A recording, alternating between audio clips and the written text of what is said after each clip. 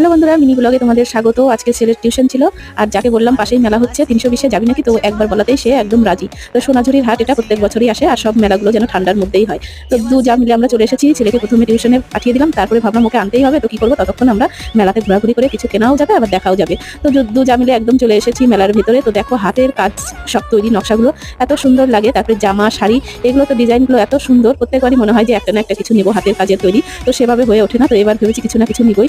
তো প্রথম দিন আছে আমাদের 23 তারিখে এই সোনাঝুরির মেলা। তো প্রথম দিন এসেছি কিছু দেখার জন্য আর পছন্দ হলে কিছু নেওয়ার জন্য। তো প্রথমে একটা মালার দোকান দেখেছি, তো আমার যা ঝপ করে একটা মালা তুলে নিয়েছে, বেশ ভালো লাগছে দেখে। তো সেটা দেখলাম, দেখার পরে আমরা চলে এসেছি একটু প্রোগ্রাম দেখতে।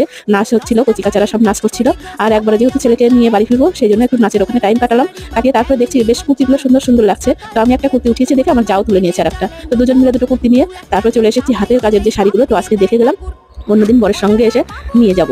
তো দুজন মিলে দেখলাম, দেখার পর যে টিউশনের টাইম হয়ে গেছে, ছেলের ছুটি হয়ে গেছিলো, তো ওকে নিয়ে বাড়ি